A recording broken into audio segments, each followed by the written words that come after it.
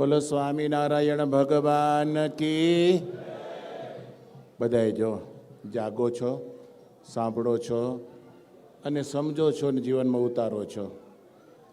સંબોધન ઘણા થયા, પણ હું એમ કહીશ, આપણી આ દિવ્ય સભામાં જેટલું સંત મંડળ ઉપસ્થિત છે ને એ 4 સદગુરુઓનો વારસો છે, પરંપરા છે.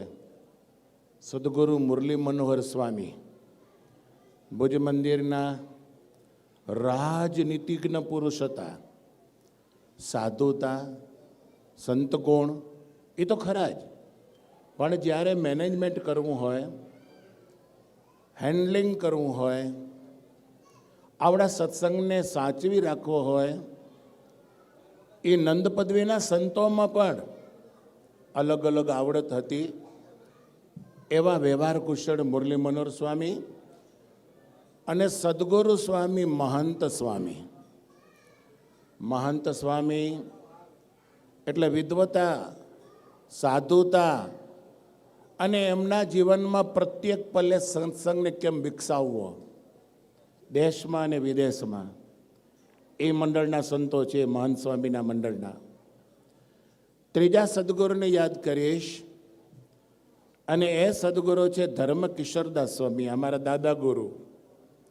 હંમેશા ધર્મજીવનદાસ સ્વામી, મુરલી મનોહર સ્વામીની સાથે રહ્યા. ત્રણેય પુરુષોનો એક જ રંગ હતો, સૈદ્ધાંતિક, અને એના સંતો પણ અહીંયા ઉપસ્થિત છે અને આ સમયો શોભાવી રહ્યા છે. સદગુરુ પુરાણી સ્વામી ઘનશ્યામ જીવનદાસ સ્વામી, બહુ પ્રેમાળ, હરિભક્તો ઉપર હેત વરસાવનારા. બંને ગાદીમાં સંતો હરિભક્તો જેને ઓળખે એ સંતની પરંપરાના સંતો અહીંયા ઉપસ્થિત છે. સદગુરુ સ્વામી ધર્મ સ્વરૂપદાસજી સ્વામી, બાલકૃષ્ણ સ્વામી ગઈકાલે આપણે સભામાં આશીર્વાદ આપ્યા, એમના ગુરુ, એ સંતનો મંડળ પણ અહીંયા ઉપસ્થિત છે. આ 5 સદગુરુઓનું મંડળ આ સભા શોભાવતું હોય અને જ્યારે ઉત્સવ કરતું હોય, મને તો એકે અધુરાશની વાત તો જુદી, પણ જેટલા જેટલા ઉત્સવોની નામાવલી થતી હતી ને, 15 ઉત્સવ, આજે 16મો તો સૂકા મેવાનો અન્નકૂટ ઉત્સવ, અહીંયા એ જ મેવાનો અભિષેક ઉત્સવ. આપણે ઉત્સવની માળાના મણકા યાદ ન રહે, પણ એક એક ઉત્સવનું આયોજન કરવું, પહોંચી વળવું, એની પૂર્વ તૈયારી કરવી અને સમય પ્રમાણે એને શોભાવવો, એ દાદ માગી લે. આવડત હોય તો થાય, નહીતર અધૂરું ને ઢચુપચું રહી જાય. ભક્તો, આ કાર્ય જેની શ્રદ્ધા યુવાન હોય, આ કાર્ય જેની ઉંમર યુવાન હોય, આ કાર્ય જેના સર્જનાત્મક વિચાર હોય, એ સંતો કરી શકે, એ હરિભક્તો કરી શકે, બીજાનું કામ નથી. આજે 2 દિવસ ત્યાં 2 વક્તાશ્રીના મુખેથી આપણે કથા સાંભળી છીએ. આપણના મનમાં એમ થાય, ભુજમાં ભૂધરજી, ભુજમાં ભૂધરજી, હરિ હેતે કરીને કહું હાજરે, ભુજમાં ભૂધરજી, હે આવ્યા સંત સહિત મહારાજ રે, ભુજમાં ભૂધરજી, સૌ દોડીને દર્શને આવે રે, ભુજમાં ભૂધરજી, કરી પુષ્પે વધાવે રે, ભુજમાં ભૂધરજી. પણ જે ભૂધરજી ભુજમાં પધાર્યા, એ ભૂધરજી કોણ હતા ને કેવડા હતા? તમને ખબર છે? એ ભૂધરજી કોણ હતા ને કેવડા હતા? એ ભૂધરજી સ્વામિનારાયણ ભગવાન, અને મનુષ્યની રીતે જોઈએ અવતાર ધારણ કર્યો, એમની ઉંમરમાં ચાલતું 24મું વર્ષ હતું. 24 વર્ષનો યુવાના સભામાં બેઠો હોય, માંડ ભણી ગણીને પ્રાપ્ત કરેલી હોય એને ઉપાધિ, ડિગ્રી, 24 વર્ષે. પણ સ્વામિનારાયણ ભગવાને પોતાની લાઈફમાં અડધી જિંદગીમાં પોતાના 49 વર્ષ સુધી આ પૃથ્વી ઉપર રહ્યા, 24 24મું ચાલતું હોય એટલે ભગવાનની આ દુનિયા પ્રમાણે અડધી ઉંમર થઈ અને અડધી ઉંમરમાં જે પ્રાપ્ત કરે ને એની સિદ્ધિ અલૌકિક હોય. આપણા ઝવેરચંદ મેઘાણી, એમના દીકરા મહેન્દ્ર મેઘાણી, એમણે એક પુસ્તક લખ્યું છે, ઘણા બધા ચિંતનો એમાં ટાંક્યા છે. એનું શીર્ષક આપ્યું અડધી સદીની જીવનયાત્રા.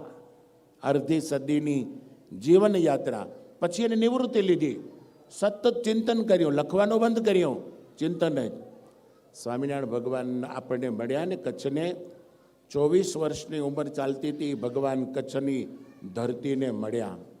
ભક્તજનો, તમને બધાને ખબર છે, જે કંઈ કાર્ય કરવાનું હોય અને સફળતા પ્રાપ્ત કરવાની હોય, પછી મોટી ઉંમરની રાહ ન જોવાય. અને મોટી ઉંમરની જો રાહ જુએ ને, એ પછી કાંઈ ન કરી શકે, પછી પૂરું થઈ જાય. જિંદગી વીતી ગઈ હોય, દરેક સમય ઉપર થઈ જાય, એની સાર્થકતા ગણાય. આ મંદિર 15 વર્ષ ત્યાં આવું મગમગતું રહે છે, ભરચક રહે છે, ગાજતું રહે છે. સંતો અને હરિભક્તોની એકતા છે. એટલે આ સંતોનો જેટલો પ્રયાસ છે, આ સાંખ્યયોગી બહેનોનો પણ એટલો ને એટલો પ્રયાસ છે. ઘણીક વખત સાંખ્યયોગી બહેનો આપણે જુઓ તો એમ લાગે કે એક બાજુ બેઠા હોય. આજે મહિલા મંચ હતો, મહિલા મંચમાં જે બહેનોને પીરસાયું હશે ને બહેનોને જે ટ્રેનિંગ આપીને તૈયાર કરેલા હશે, એમાં સાંખ્યયોગી બહેનોનો ફાળો ઘણો હોય. પૂર્વે રાપરથી આવતા હજી એ રાપરથી જ આવે છે, ભુજથી આવે કે દુધઈથી આવે, સેલારીથી આવે કે કોઈ પણ જગ્યાએથી આવે, નરનારાયણ દેવ ભુજને સમર્પિત થયેલા સાંખ્યોગી બહેનો હોય, મહંત સાંખ્યોગી સાંબાઈ ફઈની અનુવૃત્તિમાં રહેનારા હોય, એવા બહેનો દ્વારા અને આ સંતો દ્વારા આપણો સત્સંગ રોજ ને રોજ ફાલ્યો ફૂલ્યો રહે છે. 2 દિવસની માત્ર પ્રતીતિ આપણે આવે ત્યારે સૌ કોઈ હરિભક્ત એમ કહેતા હતા, પરમ દિવસે તો શું વાત કરું. એટલે પોથી યાત્રા અમને દર્શન ન થયા, પણ જેમણે સરસ મજાના લાલ રંગના કપડાં પહેરી અને જે આનંદ લીધો, એકાએકના ઉપવસ્ત્ર એક કલરના હતા, સાફા ધાર્યા હતા, વાજતે ગાજતે પોથી યાત્રા આવતી હશે, એમાં દરેક સભ્યો આનંદ લઈ રહ્યા હતા. વક્તાશ્રીએ વાત કરી, કળશધારી બહેનો, આ બધો માહોલ કેવો હોય. સ્વામિનારાયણ ભગવાન ભુજમાં પધાર્યા હોય તેવો, સ્વામિનારાયણ ભગવાનની અસવારી વડોદરામાં નીકળી હોય તેવી, સ્વામિનારાયણ ભગવાન ગઢપુરમાં અસવાર થઈને વિતરણ કરતા હોય એવી. એટલે એકાએક જે જૂના પ્રસંગો, આવા પ્રસંગો ઉજવીએ ને ત્યારે આપણા જીવનમાં તાજા થઈ જાય અને ચરિતાર્થ થાય. વહાલા ભક્તો, પરમાત્માની આ ભૂમિ ભારત દેશ, અવતાર આ પૃથ્વી ઉપર આવે છે. અવતારની ઓળખાણ હંમેશને માટે સંતો કરાવે. અને એ જ વાત આજે ભુજની કેવી સરસ તાજી કરી આપી. ચિંતનશીલ સંતોનું વાંચન બહુ ઊંચું હોય. નાની નાની બાબતો, કેટલાય અપ્રકાશિત પુસ્તકો, કેટલું નંદપદવીના સંતોએ લખેલું સાહિત્ય, કેટલાક કોઈક વ્યક્તિગત સંતોએ લખેલા ખરડાઓ એટલે કે પત્રો સ્વામીએ વાંચ્યા. સ્વામીએ આજે કૃષ્ણાનંદ સ્વામીના ગ્રંથની વાત કરી. પહેલા એ ગ્રંથ ભુજમાં બહુ વંચાતો. જેમ ભક્ત ચિંતામણીની ચોપાઈ અને દુહા, એમ આમાં સામેરી અને ચોપાઈ સંતો બહુ વાંચતા. માધવદાસ સ્વામીનો ગ્રંથ પણ વંચાતો. હવે એ વાંચવાની બહુ ભુજમાં એ પરંપરા ઓછી થઈ ગઈ. જોકે ભક્ત ચિંતામણીની રાગ રાગણવાણી કથા પણ ઓછી થઈ. પણ સ્વામીએ 51 થી 59 સુધીની જે ચોપાઈઓ કહી અને તમામ ભુજની કથા એમાં જે વર્ણવી આપી, સુંદરજીભાઈ સુથારના વર્ણનવાળી અને અમારા જેવા ગ્રસ્તનો મોક્ષ સંતોનો જેવો કેમ થાય. વચનામૃત ભુજનું હોય કે ન હોય, પણ આ બધી વચનામૃતની વાતો ગણાય. કદાચ કોઈ પ્રકરણ ગઢડાના કે સારંગપુરના કે કારિયાણીના લખાયા હોય અને કદાચ ભુજના એવા પ્રકરણ વચનામૃતમાં ન લખાયા હોય, પણ કથા તો એની એ છે, પ્રસંગ એના એ છે, અને એના એ પ્રસંગ તાજા કરવા માટે આ તમામ સંતો સક્રિય છે. અને હરિભક્તો તમે હેતવાળા છો, જોડાયેલા છો, જુદા પણ નથી, બીજો તમને કોઈ રંગ નથી, એક સહજાનંદનો જ રંગ છે ને, એટલા માટે તમને આવો આનંદ મળે છે. જો બીજો રંગ આવી જાય ને તો તમને આવો આનંદ ના આવે. બસ જે કચ્છ ભૂમિની પવિત્ર ધરા ઉપર થયેલા ચરિત્રો એને શ્રવણ કરનારા પણ કચ્છની ધરતી ઉપર જન્મેલા ભક્તો, આવી સરસ મજાની એની સાથે સંલગ્ન ભૂમિ કાઠિયાવાડ અને સૌરાષ્ટ્ર, એ ભૂમિના અહીંયા ઉપસ્થિત ભક્તો, કેટલાક રાજસ્થાન, મધ્યપ્રદેશ અને ઉત્તર પ્રદેશના પણ ભક્તો એમની અહીંયા ઉપસ્થિતિ છે.